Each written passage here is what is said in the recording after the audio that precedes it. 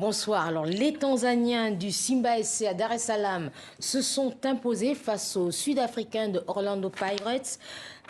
1-0, réalisation sur pénalty de l'international le tanzanien Shomari Kapombe. Dans les autres rencontres qui ont débuté il y a une trentaine de minutes, Al Masry affronte les poulains de la Renaissance de Berkane de Florent Ibenge. Il y a également le derby libyen qui oppose deux équipes de Tripoli, Al Ittihad à Al Ahly.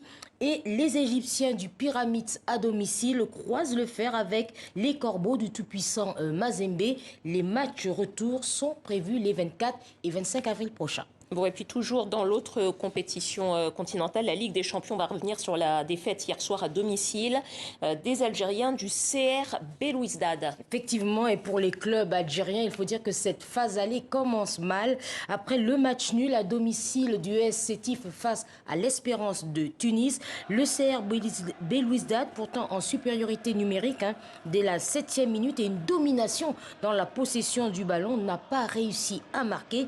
Guy Benza a inscrit le seul but du match pour le Wydad Casablanca, 1-0 en faveur des Marocains. On écoute la réaction des entraîneurs à la fin du match. Dès qu'ils ont marqué le but, ils ont fermé le jeu. Notre équipe a tout essayé, mais ça n'a rien donné. Surtout que l'équipe adverse s'est mise plusieurs fois à casser le rythme du match. Le gardien a fait perdre beaucoup de temps. Les défenseurs tombaient tout le temps. Ils ont fait plusieurs changements. Personnellement, je n'aime pas ce football. Moi, j'aime le beau jeu. Tout le monde a sa propre stratégie pour gagner. Mais moi, je n'aime pas cette façon de faire. On va pas dormir. Je peux vous dire que nous n'allons pas dormir les jours qui viennent. On va être très concentrés.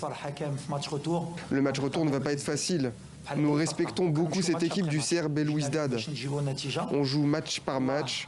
Nous sommes venus ici pour faire un bon résultat. Dieu merci, nous avons réussi, mais on va respecter nos adversaires et on va tout faire pour gagner à domicile. Pour l'instant, rien n'est fait. Bon allez, on va revenir en France, Liselor, et ce soir il y a un classico, entre Paris et Marseille. Paris et Marseille, et pour l'instant, ce sont les Parisiens qui mènent par 2-1. Nous sommes dans le temps additionnel. Alors avec 12 points d'avance, Paris, de toute façon, sera champion de France cette saison, un 10e sacre. Paris présent ce soir au parc avec ses Africains. En début de rencontre, le Marocain Achraf Hakimi et le Sénégalais Idrissa Gana Gueye étaient titulaires. La titularisation d'Idrissa Gana Gueye ce soir rassure car le milieu de terrain a très peu joué depuis son retour de la Coupe d'Afrique des Nations. Alors que se passe-t-il pour le Lyon? Karim Baldé a posé la question à son entraîneur Mauricio Pochettino. Le jour même de son retour, il y avait le match contre Rennes et 3 jours après, la Ligue des Champions contre le Real Madrid. Il s'est retrouvé 50 jours loin de la dynamique de l'équipe. Abdou et lui ont fêté le titre de la CAN et c'était mérité pendant une semaine. Ce que je vous explique, je l'ai déjà dit aux joueurs. Tu peux même aller lui demander. Après la Coupe d'Afrique et les efforts physiques que cela demande, ils étaient moins bien physiquement et mentalement. Ils ont eu du mal à retrouver leur niveau de concentration.